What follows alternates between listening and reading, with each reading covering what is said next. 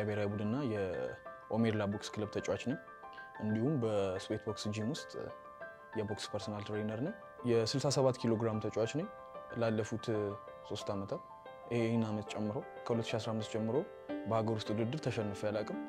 15 ውድድሮችን በተከታታይ አሸንፌያለሁ። የኢትዮጵያ ብሔራዊ ቡድንን 2016 ላይ ተቀላቅያለሁ። የዛሬ ዓመት አካባቢ ላይ የነበረው የማንዴላ ካፕ ሳውዝ አፍሪካ ደርባን ከተማ ውስጥ ተጫውቼ ነበር። አሪፍ የልምድ ልውውጥ ነበር። በዛ ጨዋታ ተሸንፌያለሁ፣ ግን ቆንጆ ልምድ ይዤ ነው የመጣሁት። ከዛ በኋላ ላይ 2 የብሔራዊ ቡድን ተሳትፎ ነበረኝ። ያው የትሬኒንግ ብቻ ነው። የመጀመሪያው የ2024 የብሪክስ ሀገራት ጨዋታ ነበረ። እዛ ላይ ቆንጆ ልምምድ አድርጌ ነበረ። እንደ አጋጣሚ ሆኖ በበጀትና በአንዳንድ ምክንያቶች ውድድሩ እንደ ሀገር ተሰረዘና ቀረን። ሌላኛው ደግሞ የ2024 አሁንም የአፍሪካ ሻምፒዮን ነበረ። እዛ ላይ ቆንጆ ትሬኒንግ አድርጌ እንደ ነገ ልንሄድ ስንል አሁንም በበጀት ምክንያት ቀርተናል እና ይሄን ይመስላል የብሔራዊ ቡድን ተሳትፎ። ከሀገር ውስጥ በጣም ማደንቀው ቦክሰኛ 3-4 አሉ። ፍቅረ ማርያም ያደሳ፣ አብርሃም አለም፣ መስፍን ብሩ፣ ሰለሞን ጆኒ አሁን በአሰልጣኝነት ላይ ይገኛል።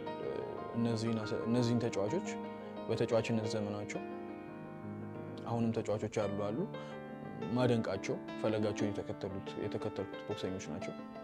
ከውጭ ሀገር ደግሞ በጣም የማደንቀው ቦክሰኛ ጀርሚል ቻርሎ ይባላል። እንደ አይዶል አድርጌው ነው የምወስደው። ብዙ ነገሮቹ ደስ ይሉኛል። ላይፍ ስታይሉ፣ የትሬኒንግ ቦታው፣ የሚጠቀማቸው ነገሮች፣ ሁሉ ነገሮቹ ደስ ይሉኛል። ጨዋታውም ከኔ ጋር ተመሳሳይነት ስላለው የኔ አይነት አጫወት ዘይቤ ስለሚከተል በደንብ እከታተለዋለሁ። እሱ ነው ወደዋለሁ። ሌሎችም አሉ እነ መሐመድ አሊ፣ ታይሰን፣ የተለያዩ ብዙ ቦክሰኞች አሉ ማደንቃቸው ቦክሰኞች። አባቴ በጣም ሰፖርቲቭ የሆነ ሰው ነው። በጣም ነው የሚደግፈኝ። አሁን ላለሁበት ደረጃ ላይ ወሳኝ ሚና የተጫወተው እሱ ነው። ምክንያቱም ብዙ ነገሮችን ይረዳኛል። ከሀሳብ፣ ከገንዘብ፣ ትጥቅ ከመግዛት ጀምሮ በጣም ብዙ ነገሮችን ያደርግልኛል። አልፎ ተርፎ አብሮኝ ከኔ ጋር ትሬኒንግ ያደርጋል።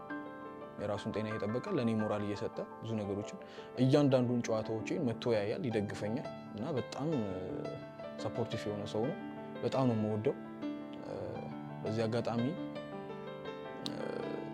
ሌሎችም ብዙ ሰዎች ለእኔ በጎ ነገር አድርገውልኛል። የመጀመሪያው ኢንስትራክተር ቃላብ፣ እሱ ከልጅነት ጀምሮ እኔን በማሰልጠን ጀምሮ የተለያዩ ትጥቆችን ከመደገፍ በሀሳብ እንደ አባት ከመምከር ጀምሮ በጣም ብዙ ነገሮችን አድርጎልኛል። ሌላው ስዌት ቦክስን እንደ አጠቃላይ ማመስገን ፈልጋለሁ። ከትሬነሮቹ ከሁሉም ስታፍ አመሰግናቸዋለሁ። 3 ዓመት ሳልሸነፍ እንድቆይ ያደረገኝ ስዌት ቦክስ ውስጥ የምሰራው ትሬኒንግ ነው።